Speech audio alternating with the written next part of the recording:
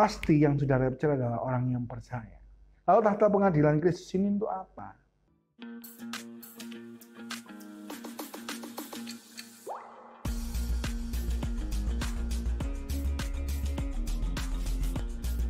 Selanjutnya, setelah kita diangkat, lalu kita ngapain? Ya, Bapak Ibu Saudara, ketika dunia ini mengalami 7 tahun masa sengsara, tribulasi, kita diangkat, lalu kita akan mengalami tahta pengadilan Kristus. Kembali ke gambar future event, yaitu yang tengah. Ya, yang tengah, kita mengalami namanya tahta pengadilan Kristus, Judgment Seat of Christ.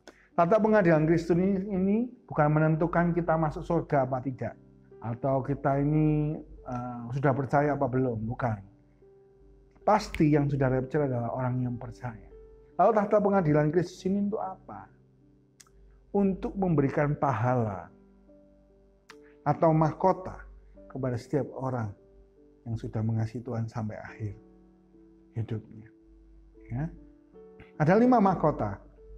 Ada 5 mahkota yang akan diberikan Tuhan Yesus kepada kita semua. Bagi kita yang setia kepadanya melakukan bagian kita masing-masing. Yang pertama kita belajar ada namanya mahkota abadi atau di sini irreputable crown. Ya. Dalam 1 Korintus 9 ayat 25, di sana tiap-tiap orang yang turut mengambil bagian dalam pertandingan menguasai dirinya dalam segala hal. Mereka berbuat demikian untuk memperoleh suatu mahkota yang fana. Tetapi kita untuk memperoleh suatu mahkota yang abadi. Jadi mahkota ini diberikan kepada siapa? Kepada mereka yang menguasai dirinya dalam segala hal. Pertanyaannya, sudahkah kita menguasai diri kita? Ya. Menguasai perkataan kita kalau lagi emosi. Menguasai keputusan-keputusan hidup kita.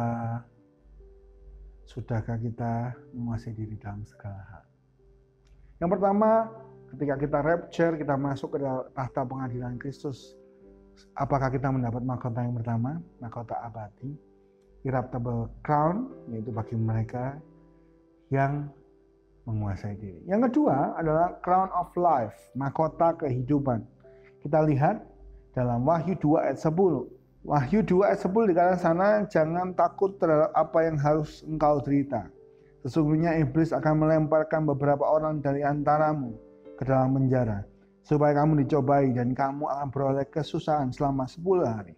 Hendaklah engkau setia sampai mati. Hendak aku akan mengaruniakan kepadamu mahkota kehidupan. Kepada siapa diberikan mahkota kehidupan? Kepada mereka yang setia sampai mati. Mari kita belajar setia sampai mati. Mungkin kita dalam keadaan yang tertekan. Ada hal-hal yang membuat kita diberikan pilihan. Setia sama Tuhan, setia pelayanan, apa menyangkali saja. Ya. Di sini tulis ada iblis akan melemparkan beberapa orang masuk penjara supaya menguji iman kita. Bayangkan kita melihat di depan kita beberapa orang masuk penjara karena mereka Kristen, karena mereka percaya. Apakah kita meninggalkan iman kita? Ya. Saat tekanan datang, seseorang itu kelihatan karakternya. Pemurnian iman kita itu bukan waktu semua baik-baik saja, kita beribadah baik, ya. Tapi saat kita melihat tekanan itu datang, masihkah kita setia?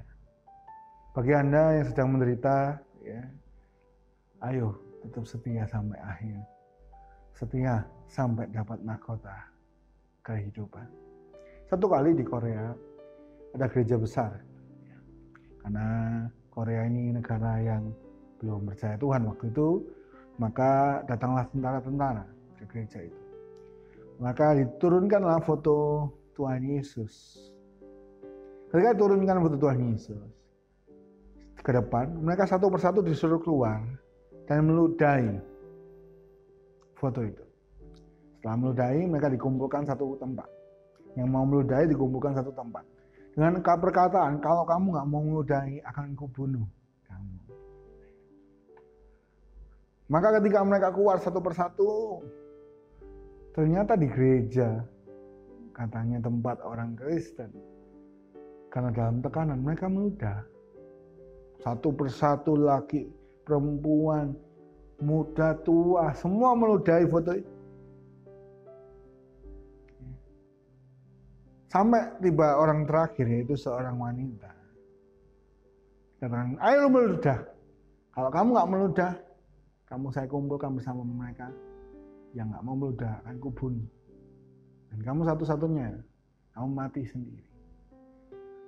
Ibu ini lalu bersujud, mengambil foto itu, mengusapnya dengan rambutnya. Ludah-ludah tadi yang kotor, diusap ke bajunya lalu dipeluk. Lalu dia berkata, Tuhan sudah baik buat saya.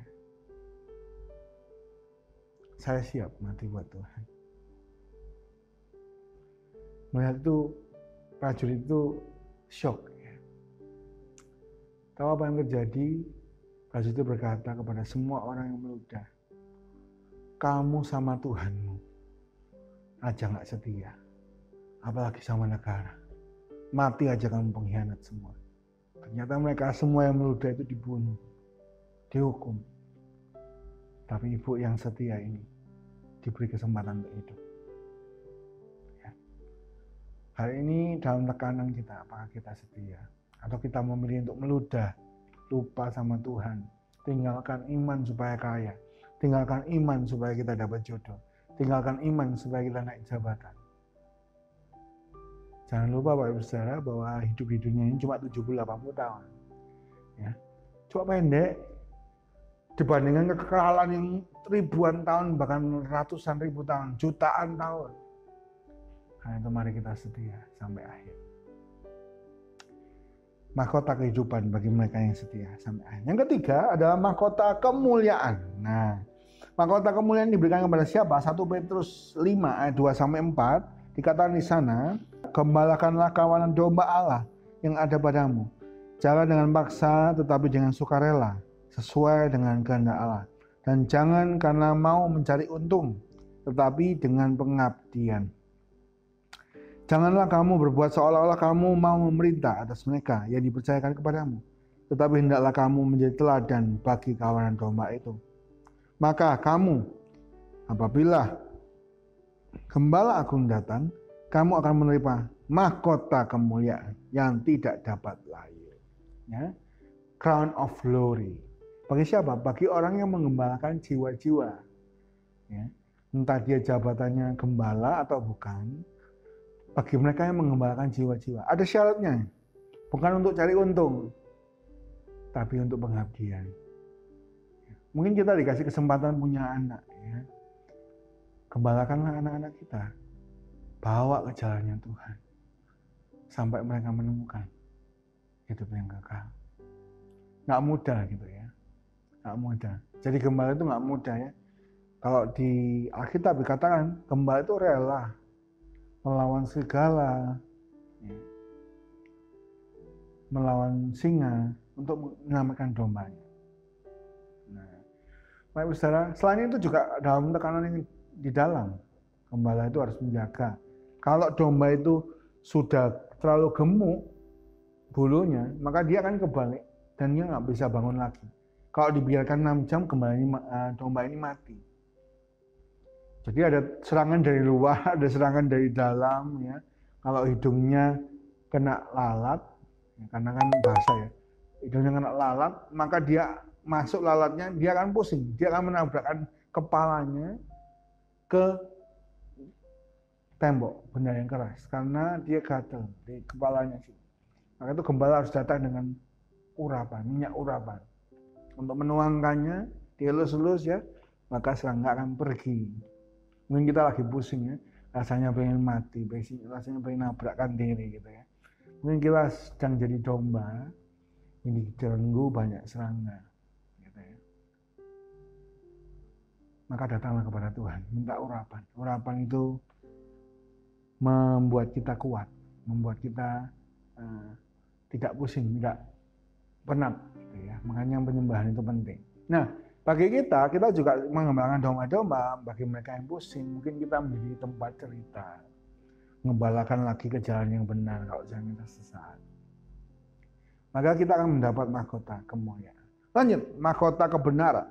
Bagi siapa? Dalam 2 Tesalonika 4 ayat 8 dikatakan di sana, sekarang telah tersedia bagiku mahkota kebenaran yang akan dikaruniakan kepadaku oleh Tuhan, hakim yang adil pada harinya. Tetapi bukan hanya kepadaku, melainkan juga kepada semua orang yang merindukan kedatangannya. Ya. Bagi siapa mahkota kebenaran? Yaitu bagi orang yang merindukan kedatangannya. Bayangkan ya, ada orang itu takut Tuhan itu datang. Karena merasa belum siap, waduh aku masih berdosa nih. Waduh aku masih banyak salah nih. Aku belum, banyak anak-anak muda saya kan cerita tentang kedatangan Tuhan ya. Mereka berkata, waduh kok aku belum nikah, katanya ya. Wah artinya masih dunia, aku belum sukses. Duitku belum puluhan M gitu ya. Wah aku belum punya rumah. Mahkota kebenaran bagi siapa? Bagi mereka yang menantikan kedatangan Tuhan. Mengharapkan kedatangannya. Kenapa? Karena hidupnya sudah benar. Kita mempersiapkan hidup yang benar.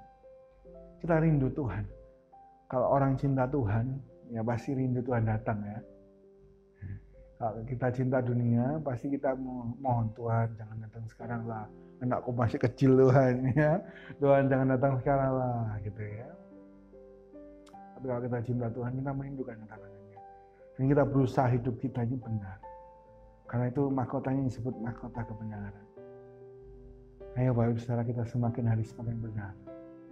Bahkan kita rindu, cinta sama Tuhan lebih daripada dunia. Kalau kita cinta dunia gitu ya, wah baru beli rumah nih, belum nikmati masa Tuhan datang gitu ya. Baru beli mobil baru, hobiku gimana. Satu kali ada anak muda datang sama saya. Dia tanya, Ko Ishak, kalau di sorga itu ada lapangan futsal nggak? Waduh Pak Saudara, pertanyaan ini bingung ya. Kalau dijawab nggak ada, nggak pengen ke sorga gitu ya. Kalau dijawab ada kok ya belum tahu kita kan, di Alkitab nggak ada kan, overtext berarti kan. Lalu saya ngomong ya, oke, saya sebentar ya, saya belajar dulu. Beberapa hari kemudian saya jawab, ya, dikasih hikmat, saya baca-baca buku, ternyata jawabnya harusnya seperti ini. Ada lapangan futsal. Besok Senin kamu diundang main ke sana. Waduh, takut ya. Takut dia. Di surga itu bukan masalah kawin mengawinkan, makan minum, hobi kita. Tapi di surga itu masalah kemuliaan Allah gitu ya. Hidup yang kekal. Macam-macam anak muda itu Bapak Ibu Saudara ya. Ada yang tanya, di surga ada KFC enggak? Karena KFC itu makanan kesukaanku. Aduh di surga itu ada toilet enggak? Kalau aku beser gimana? Macam-macam Pak Ibu Saudara ya. Tapi biarlah kita saling sadar di surga itu masalah hubungan kita sama Tuhan. Kekekalan. Bila hati kita miliknya Tuhan. Kita cinta sama Tuhan. Ya. Bila kita hari ini di dunia hidup dalam kebenaran dan merindukan kedatangannya. Mahkota kebenaran. Mahkota yang terakhir adalah mahkota sukacita. Bagi siapa? Kita baca ya. 1 Tesalonika 2 ayat 19 sampai 20. Sebab siapakah pengharapan kami atau sukacita kami atau mahkota kemegahan kami di hadapan Yesus Tuhan kita pada waktu kedatangannya, kalau bukan kamu, sungguh kamulah kemuliaan kami dan sukacita kami. Mahkota sukacita bagi siapa? Bagi pemenang-pemenang jiwa. Berapa jiwa yang sudah kita menangkan Bapak Ibu Saudara? Bahwa berapa jiwa yang kita sudah bawa mengenal Tuhan. Jangan lupa kita punya satu misi ya, untuk mengenalkan Tuhan. Biarlah kita semakin kecil, Tuhan semakin besar. Banyak sekarang di dunia itu membesarkan diri kita. Ya. Wah, kamu harus jadi besar. Oh, kamu harus jadi keren. Kamu harus lebih. Tuhannya dikecilkan gitu ya. Kitanya yang menonjol. Karena itu seringkali kalau kita berdoa sebelum firman, sembunyikanlah hambamu di balik salibmu. Gitu ya. Biarlah Tuhan yang semakin besar, kita semakin kecil. Mari jadi Yohanes Pembaptis, Pak Ibu. Yohanes 3:30, bila ia semakin besar, kita semakin kecil. Ayo kita cari jiwa. Kenalkan kepada yang besar ini, Tuhan. Saya ada hari ini karena Tuhan. Kita saksi kemurahan Tuhan, kebaikan Tuhan, sampai mereka satu kali mengenal Tuhan. Mahkota sukacita bagi mereka yang membawa jiwa. Ya, Pak Ibu Saudara, ya kita semua boleh mempersembahkan mahkota ini di perkawinan anak domba. Apa? Kalau kita pesta kan kita bawa jewelry ya, perhiasan. Apa perhiasan kita masuk ke dalam pesta nikah anak domba? Yaitu mahkota-mahkota kita sebagai perkenanan kepada Tuhan. Biarlah hidup kita memuliakan nama-Nya. Puji Tuhan, Bapak Ibu Saudara, mari sama-sama kita tutup video hari ini dengan berdoa. Saya berdoa apa yang disampaikan hari ini bukan lewat lalu, tapi boleh berdampak dan mengubahkan, menambah pengetahuan, dan biarlah kita boleh mengasihi Tuhan dengan apa yang kita punya. Hati, jiwa, akal budi, dan kekuatan. Mari kita berdoa. Terima kasih Tuhan buat hari yang baik. Kami boleh sama-sama mendengar. Kami percaya ini bukan kebetulan. Entah waktu apapun ini kami menonton atau kami mendengar, kami tahu Tuhan sedang berbicara kepada kami dengan cara-Mu. Dan biarlah Roh Kudus terjemahkan lebih sederhana daripada yang hamba-Mu bisa, sehingga kami lebih mengerti dan melakukan dalam hidup kami, mengubahkan hidup kami. Dan biarlah nama-Mu dipermuliakan. Berkati semua yang telah mendengar, tumbuh-tumbuhkan iman mereka, iman yang mati dibangkitkan, yang sakit disembuhkan, rohani yang sakit dengan banyak dosa dilepaskan, dan hidup kami semakin serupa dan mengasihi-Mu. Terima kasih Tuhan.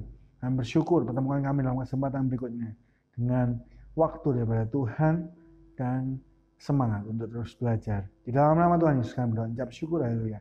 Amin. Puji Tuhan, Bapak Ibu Saudara, kita sudah belajar bagian yang kedua, video yang kedua mengenai eskatologi, future event yang akan datang dari kitab Wahyu. Saksikan, nantikan video-video berikutnya untuk melengkapi dari seri ini, dan biar kita semua boleh diberkati. Kalau Bapak Ibu Saudara ingin berdiskusi, silakan diskusi di komen kita. Bagi yang ingin bertanya, lalu ada yang ingin bantu menjawab dengan apa yang mereka tahu, sangat baik, jadi berkat bagi kita semua. Dan nanti saya akan ikut di komen ya Bapak Ibu Saudara ya. Bapak Ibu Saudara semuanya, bagi Bapak Ibu Saudara ingin membagikan, bisa melalui tekan share, bagikan. Bagi yang suka tinggalkan like. Dan jangan lupa subscribe supaya kita semua boleh terupdate dengan hal yang baru yang kita bagikan melalui channel ini. Sampai ketemu dalam Sola Gratia, Sekolah Gratis Teologia. Tuhan Yesus memberkati kita semua. Shalom.